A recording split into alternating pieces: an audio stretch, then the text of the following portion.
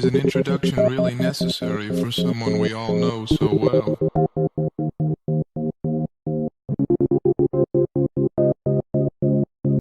Tempos e tempos sem vir aqui, desde já as minhas muitas desculpas por uma ausência neste projeto tão prolongada.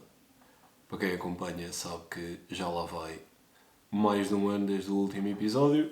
Primeiro por outros projetos que acabaram por não correr tão bem, segundo por adiamento, por quem é que começa uma coisa destas a meio. Na verdade toda a gente o pode fazer, eu não o fiz porque uma questão de perfeccionismo, e toda a gente sabe que no perfeccionismo nunca ninguém faz nada e eu acabei por não fazer nada. Cá estamos, vou ouvir a primeira jornada do campeonato.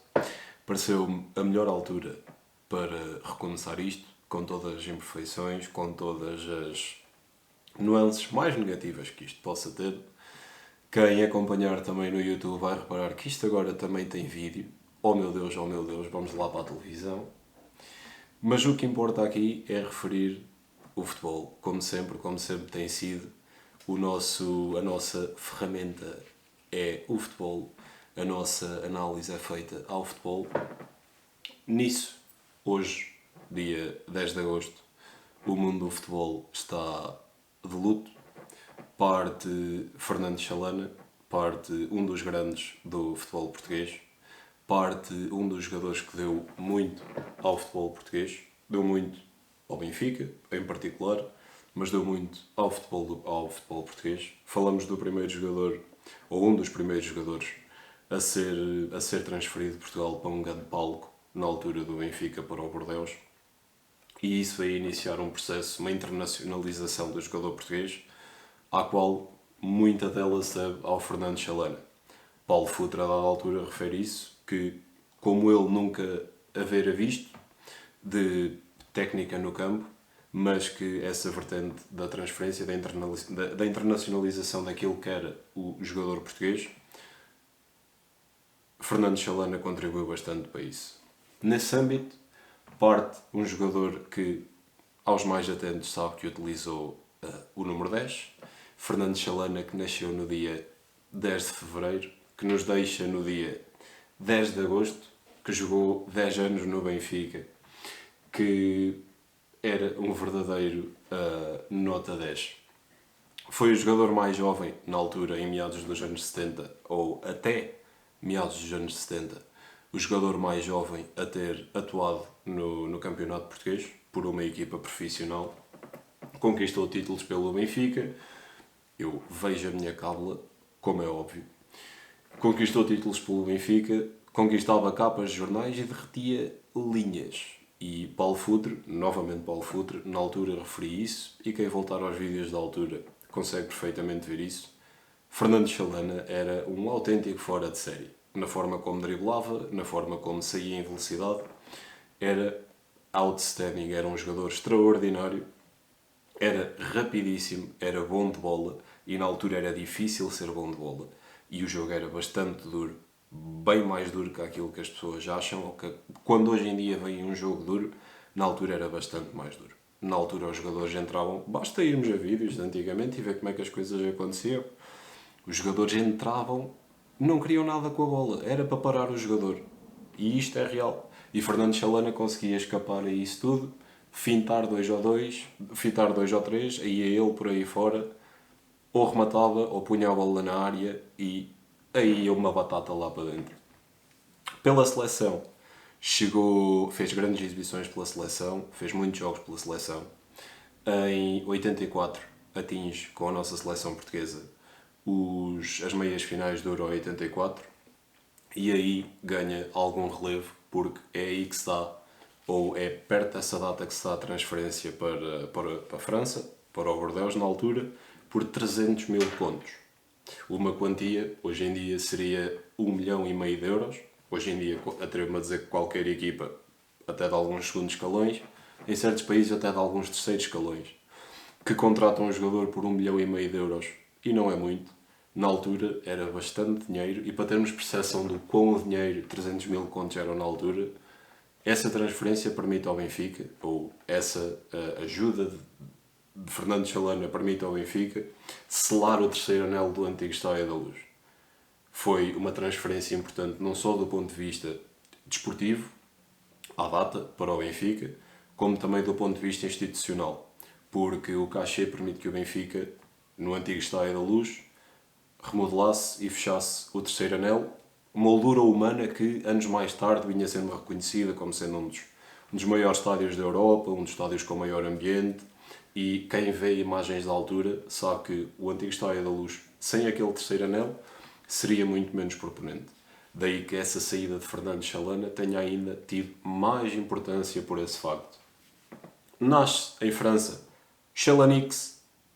Toda a gente tem que conhecer Fernando Chalana por Chalanix também. Como é o pequeno genial, esse será sempre a sua alcunha no nosso futebol. Mas Chalanix, pelo seu enorme bigode, pelos seus cabelos pretos a esvoaçar, em parecenças físicas semelhantes com um fenómeno da altura que era o Asterix, também de sua gênese francesa, e aí nasce o Chalanix, tão queridamente referido no nosso desporto, no nosso futebol nacional, vezes e vezes sem conta. Anos envolvidos, regressa para o Benfica, treina as camadas jovens, creio que apanha um senhor não muito desconhecido do nosso futebol chamado Pepa, entre outros, que hoje também aproveitou para se despedir de Fernando Chalana, dizendo que era o seu segundo pai, principalmente o seu pai no futebol. Apanha outros talentos, já mais para a frente Bernardo Silva, sei que também se cruzou com Fernando Chalana, e foi algo importante no jogador que é Bernardo Silva hoje, porque apesar das idades, e Bernardo Silva talvez seja da minha idade, se não um ano mais velho, e apesar de eu não ter visto tanto Fernando Chalana ou outros, como Bernardo Silva possa ter visto, outros como Jordão, Manuel Fernandes, Rui Águas, não quer dizer que não tivesse curiosidade em ver quem foi Fernando Chalana. E fui, vamos aos arquivos históricos, porque é aí que reside a essência do nosso futebol, a essência do futebol português.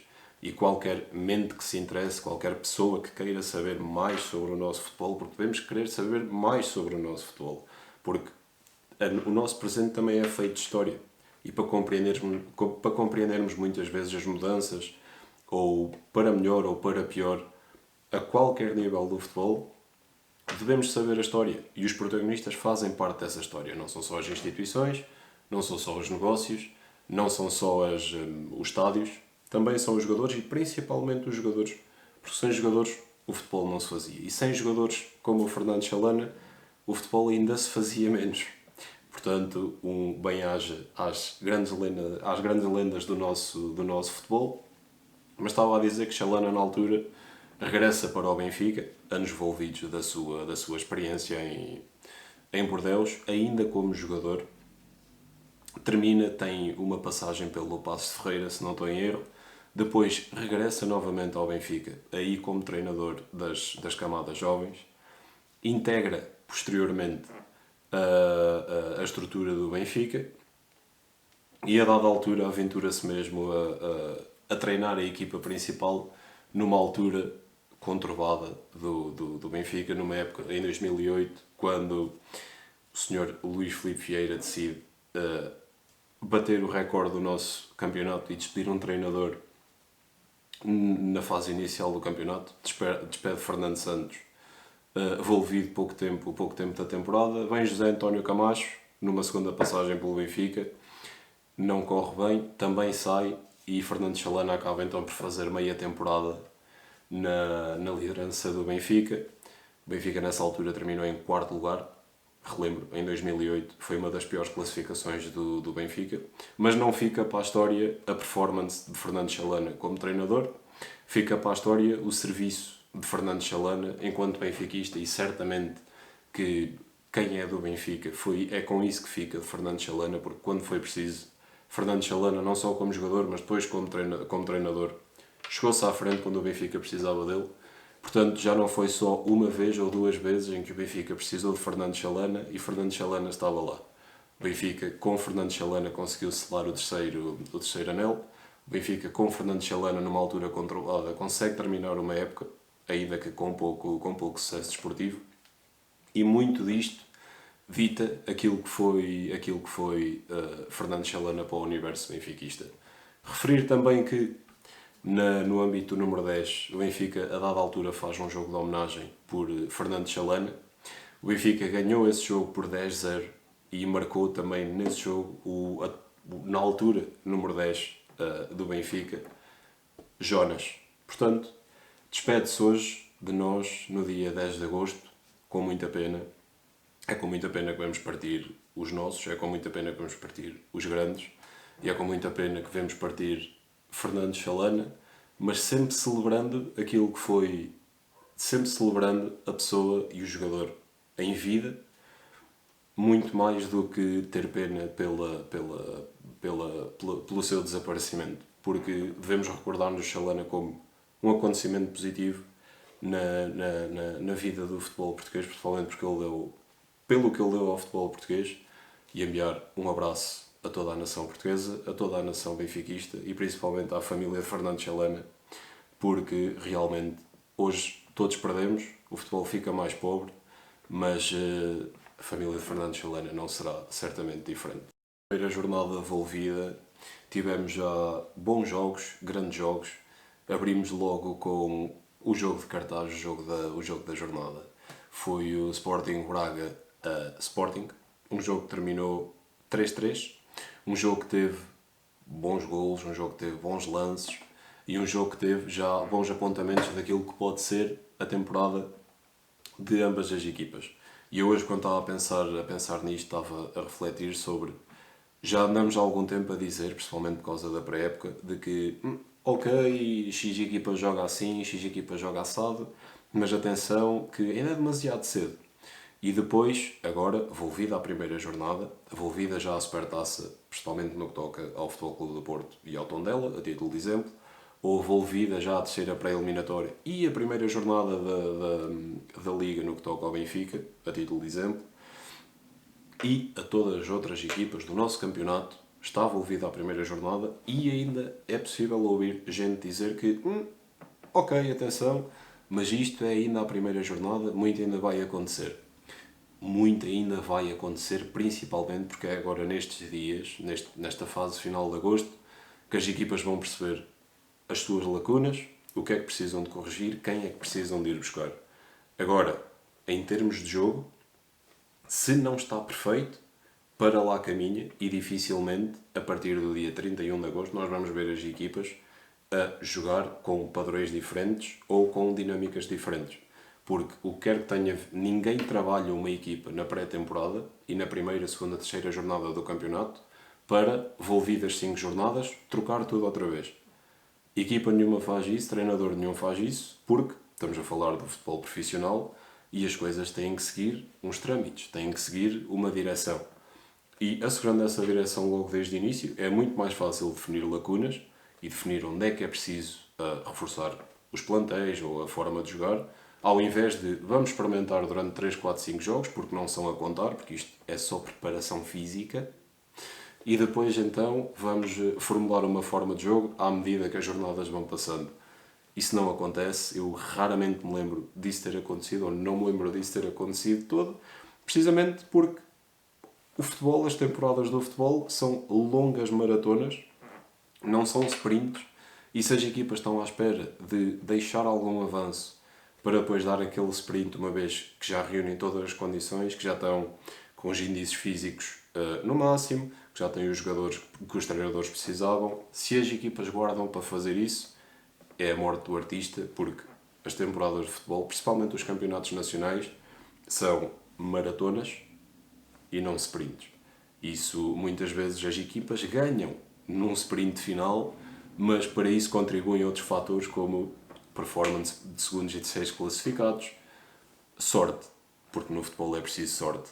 É diferente a bola bater e sair, ou bater e entrar, e também há uma forte componente do fator sorte. Lesões, tudo isso contribui. Agora, à primeira jornada, ainda andarmos a dizer que certa equipa ainda não está bem porque ainda não é assim que quer jogar. É assim que quer jogar. Os ideais de jogo já lá estão, no final da primeira jornada. O que pode acontecer é não estarem ainda aperfeiçoados ou existirem lacunas que não permitem que o sistema ali em uso, com aquelas peças que ali estão, não permita à equipa extrair o melhor desse sistema tático. Neste Braga Sporting, apenas para pegar neste jogo da primeira jornada, porque é quarta-feira, dia 10 de agosto. A primeira jornada do nosso campeonato já foi mastigada, já foi analisada o suficiente para eu não ter nada de novo ou nada de diferente do que já foi dito para dizer, principalmente por pessoas que percebem muito mais disto que o vosso Joãozito.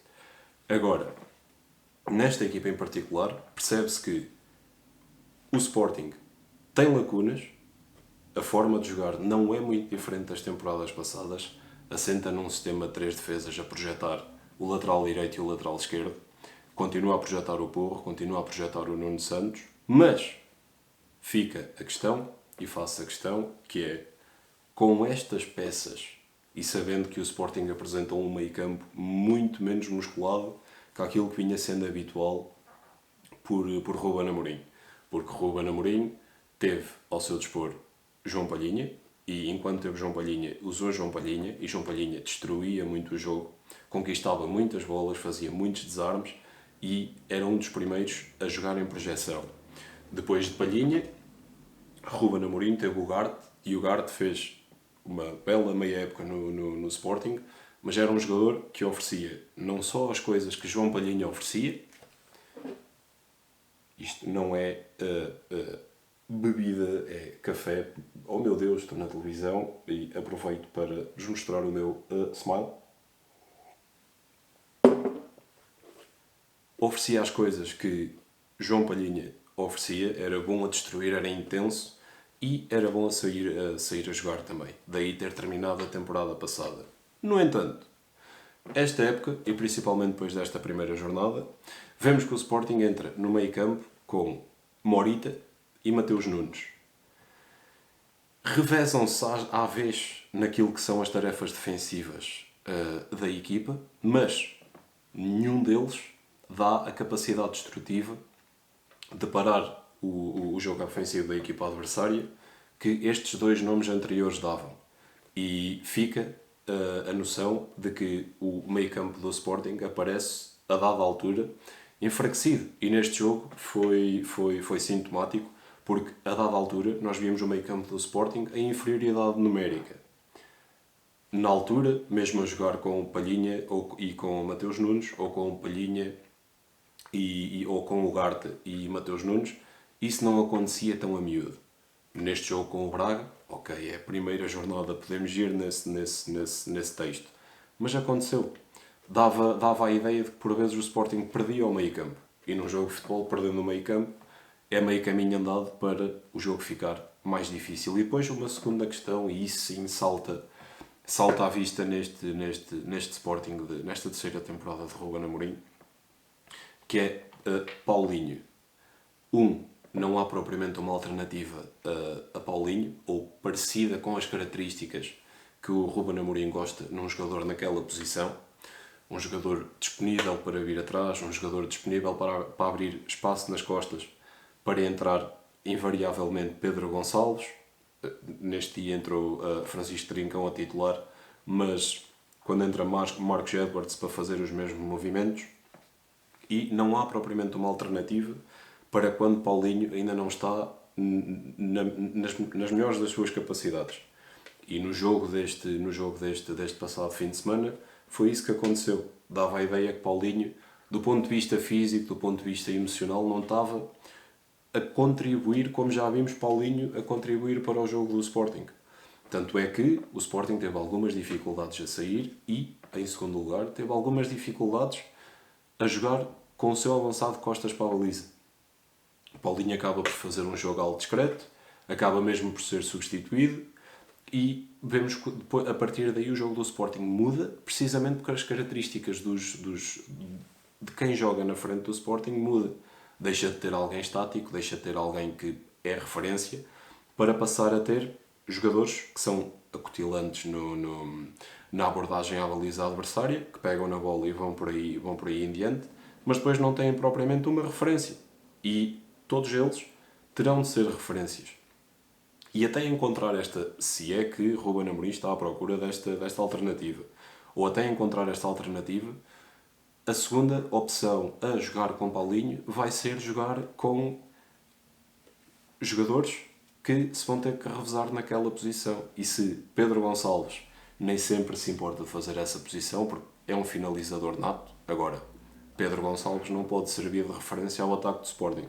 Também me dirão assim, mas Ruben Amorim não quer ali nenhuma referência, não quer ali uma estaca, não quer ali um Pinheiro. E eu concordo. Acho que hoje em dia poucos são os treinadores que jogam com esse sistema de querer um avançado, estático, um ponta de lança na verdadeira acessão da palavra, até porque se formos aos outros plantéis dos outros grandes, das outras equipas, poucas ou nenhumas são aquelas que jogam com ponta de lança estático. As equipas jogam com um avançado, mas com avançados que jogam o jogo jogado, que vão à linha, que vêm atrás, que se disponibilizam para o jogo, que abrem uma linha de passe, que oferecem todas essas coisas aos jogos das equipas. E principalmente com elementos que invariavelmente são os primeiros a defender. E isso os treinadores, é trabalho de treinador, é trabalho de dinâmica, mas cada vez mais o treinador procura isso, que o avançado ou quem joga na frente seja o primeiro defesa e seja o primeiro a contribuir para a dinâmica defensiva dessa equipa. Neste jogo do Braga contra o Sporting, que passa a redundância, terminou 3-3 e foi um grande jogo de futebol, de parte a parte. O Braga apareceu por cima do jogo em algumas situações, o Sporting por cima do jogo noutras situações, como é de esperar nos grandes jogos. E este Sporting Braga Sporting a abrir o campeonato, foi já um grande jogo. E quem não estava com água na boca, mesmo sendo a primeira jornada, para ver um jogo destes, fosse ao vivo, fosse na televisão, se calhar é melhor rever as suas intenções para com o futebol português, porque foi um jogo de cartaz, prometia, foi concretizado, porque foi um grande jogo, o ambiente estava formidável, o andamento do resultado também estava muito bom, ao intervalo chega 2-2, chega ao final 3-3, o Sporting colocou-se em vantagem, o Braga ia atrás do resultado. E agora, falando da equipa da casa, porque também é importante referirmos todas as equipas, mesmo sem David Carmo, Niakité parece disfarçar a falta que David Carmo parece fazer. Até agora, ou nesta equipa que entrou, nomes de relevo, David Carmo foi o único a sair. Temos a saída pendente, quem sabe, fala-se, de Ricardo Horta para o Benfica. A dada altura falou-se que, e um bocadinho prendendo nesta conversa de há bocadinho sobre João Palhinha e Ugarte, que Almos Rati também poderia estar a caminho do Sporting. Ambas ainda não se concretizaram, pelo menos a esta hora do dia 10 de agosto. Ambas não se concretizaram e o Braga acaba por aparecer frente ao Sporting na máxima força. Perdeu o seu treinador, Carlos Carvalhal, para o futebol árabe, mas aparece Artur Jorge, a equipa a reaproveitar algumas daquelas que eram as dinâmicas da temporada transata, e bem, porque se há coisas que já se fazem bem, não há porque estarem a inventar aí, principalmente numa fase tão primária da prova desportiva. E depois o Braga aparecer com um homem que foi uma transferência interna e que, a manter este nível exibicional, foi uma autêntica pechincha, utilizando o dinheiro que o Braga recebeu do Porto e aplicando apenas uma pequena cota dessa parte neste jogador, que foi Simão Banza. O ex-Famalicão ficou ali por perto, mudou-se apenas de malas e bagagens para Braga. Agora, se na pré-temporada Simão Banza já dava sinais de poder ser um jogador a entrar como titular no Sporting Braga, este primeiro jogo justifica isso mesmo, porque Simão Banza faz tudo. Tem presença na área, trabalha em prol da equipa, é dos primeiros a defender, tem bom toque de bola e ficamos na expectativa para perceber o que é que Simão Banza pode e vai fazer pelo Sporting Clube Braga, salvo alguma situação daquelas menos boas, como são as lesões, como são um colega estar melhor, por vezes acontece, e os treinos é para isso que há mais que uma solução para cada posição. Agora, Simão Banza, uma transferência abaixo dos 5 milhões de euros, novamente os nossos grandes, para principalmente quem estávamos a falar do Paulinho, porque não? Se calhar tinha assentado bem no Sporting, mas o Braga bem a chegar-se à frente e a segurar o treinador. Falamos, ou podemos falar de outros jogadores que seriam interessantíssimos no âmbito interno e que acabaram por sair, à cabeça Samuelino. Acabámos por ver o jogador do Gil Vicente a sair. O Atlético de Madrid antecipou-se se calhar já era um jogador caro para a realidade do Sporting Braga, mas seria assim tão caro para a realidade do Benfica, do Porto, do Sporting? Samuelino, um jogador com uma enorme capacidade. O Atlético de Madrid adiantou-se. O Braga, a dada altura, estava interessado no seu empréstimo, acabou por não se concretizar. Creio que nem sequer que o Samuelino nem sequer vai integrar os trabalhos do Atlético de Madrid, porque foi emprestado ou ao Valência ou ao Villarreal, a um dos dois. E aquilo que poderia ser um produto do nosso campeonato e continuar a espalhar bons momentos de futebol aqui dentro, acaba por sair quando claramente as equipas grandes têm que fazer aquilo que o Braga vem fazendo e aquilo que o Sporting, depois de Ruben Amorim, começou também a fazer, que é olhar cá para dentro. Mas isso é tudo uma outra história que podemos abordar.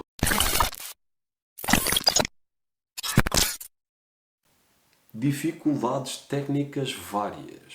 Para verem como isto é uma primeira aparição depois de muito tempo, pouco do que está a ser, do que está aqui a fazer está a ser bem feito, mas está a ser feito com coração e é para continuar a ser feito, porque isto é algo que eu quero ou que desejo fazer de forma consistente.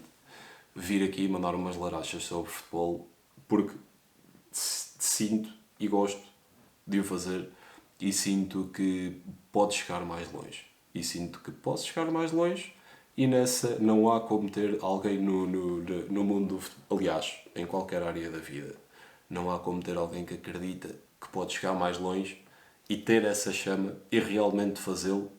Não há sentimento melhor. Portanto, estarei por aqui, contarei com vocês e agora fecho isto numa terceira nota, até porque estamos a falar de alcançar objetivos, estamos a falar de perseverança, de ambição e vamos falar de uma pessoa, de um jogador em especial que reúne estas características todas e que de momento pese muito daquilo, a consideração que nós temos por ele, e é Cristiano Ronaldo. Capitão da nossa seleção Portugal, o que é que se está a passar neste momento? O que é que, para onde vai, para onde quer ir? São tudo questões que continuam com uma nuvem muito grande à volta. Cristiano Ronaldo pretende uma mudança para uma equipa que jogue a Champions e que, pelo facto do Manchester United não se ter apurado para a Champions, Cristiano Ronaldo está à procura de uma saída. Está à procura de uma saída para um clube que o faça, que o permita jogar a Champions, no mínimo, mais este ano ou durante mais 2 anos. Compreendo até certo, e não sou ninguém para vir aqui julgar e por favor nem achem que eu estou a fazer.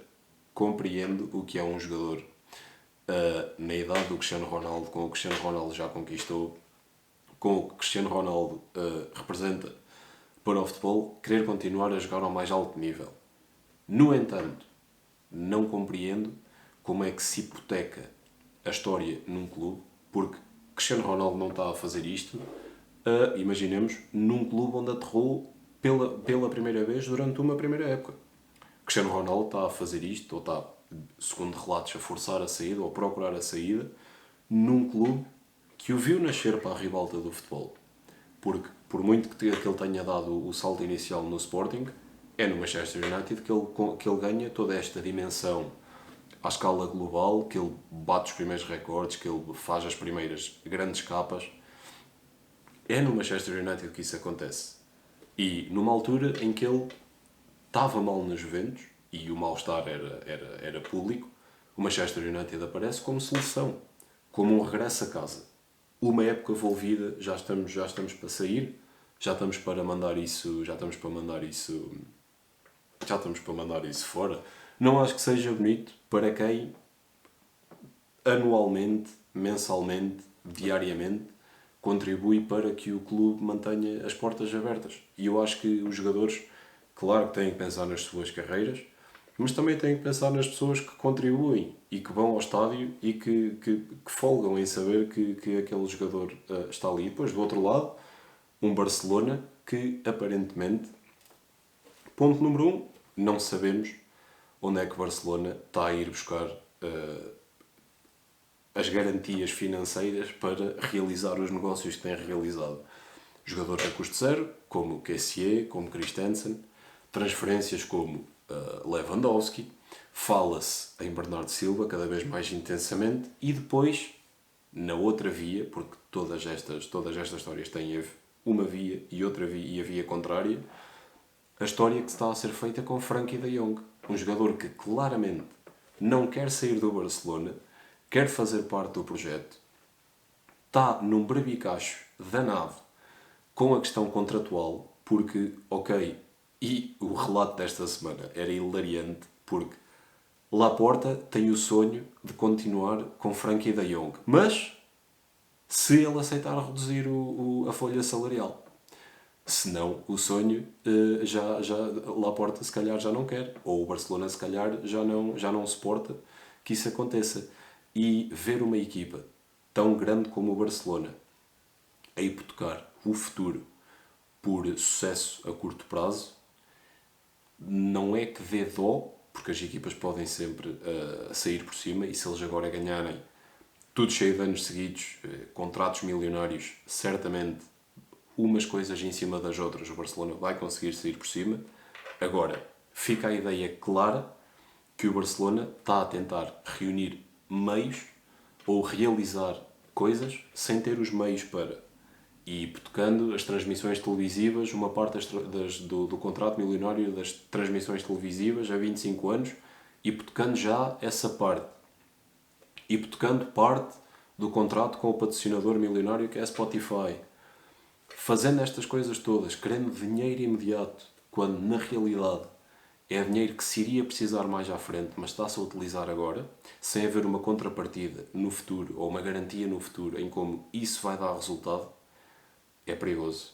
É perigoso e, como adepto do futebol mundial, custa ver o Barcelona atravessar esta fase. Vamos regressar a este tópico das transferências mais à frente, porque isto, à medida que as semanas vão passando, vai ter desenvolvimentos certamente. O meu nome é João Caçador, um forte abraço neste que foi o primeiro episódio, o regresso do podcast Passe Letra, agora com vídeo. Vemo-nos para a semana, um abraço.